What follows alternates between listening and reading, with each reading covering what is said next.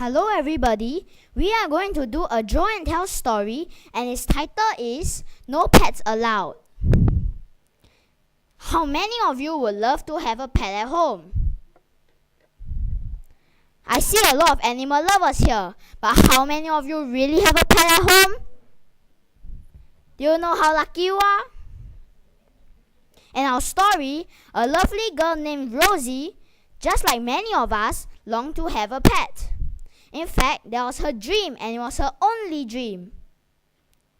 But Rosie had a problem, a big problem. Rosie and her family live in a small rented apartment on a high-rise building here in the city.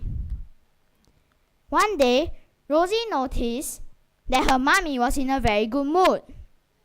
So she plucked up the courage and asked her mother if she could have a pet. I don't know, Rosie. I don't know the rules about pets in this building. We will have to go and talk to the owner of this building. They went to the man who owned the building.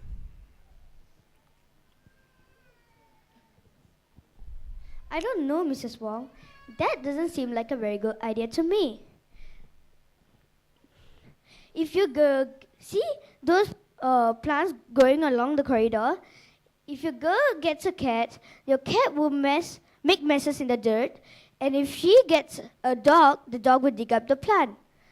I'm sorry, but I have to say that the rule of this apartment building will have to be no pets allowed. But Rosie wasn't about to give up that easily. Every day, she went to her mother with a new idea. How about a rabbit? Can I have a rabbit? No, Rosie. Rabbits are not allowed. What about a tortoise? He doesn't eat much and he will stay right in his little tank. No, Rosie. Tortoises are not allowed. What about a hamster? He will stay quietly in his little cage and sleep most of the day. No, Rosie. Hamsters are not allowed. Then can I have a parrot? I promise he will not make a lot of noise. No, Rosie. No parrots in this house. What about other animals, like a monkey, or a snake, or a flamingo? No, Rosie. You can visit those animals at the zoo. You can't possibly keep them at home. Poor Rosie, it looked like she was never going to have a pet. And that was very sad. But do you know what makes it even sadder? All of her friends seemed to have pets.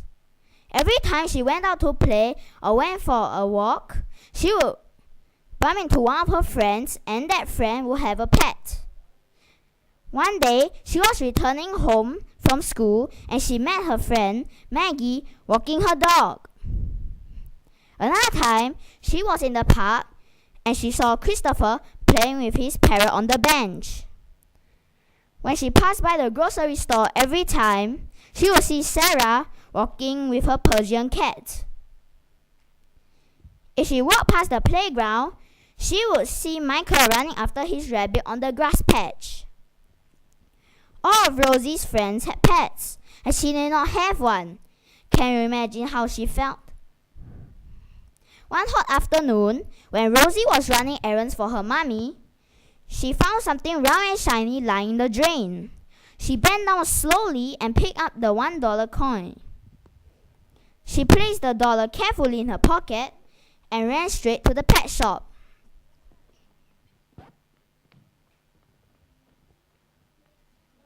Hello, Uncle. What can I buy for $1? Well, my dear, you've come in on the right day. Singapore, the sale, Singapore sale.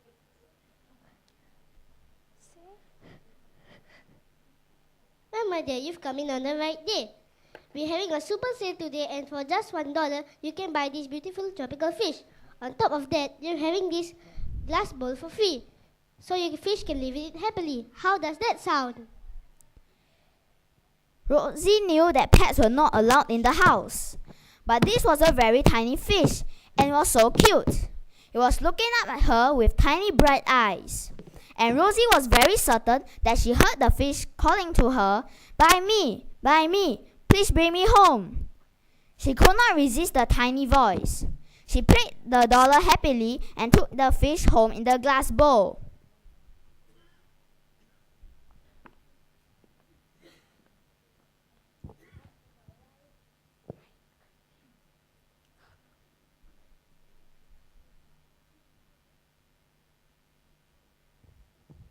Rosie, you know the rules about pets in this building. You are not supposed to keep pets at home. You must return this fish to the pet shop now. Rosie had no choice but to bring the fish back to the pet shop and ask for a refund.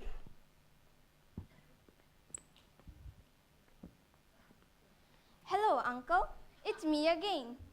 You know, I would love to keep this fish as my pet, but my mommy said no pets allowed and that's final. So, I'm returning this fish to you. I'm so sorry. All sales are final and there's no refund. I'm afraid you have to keep the fish.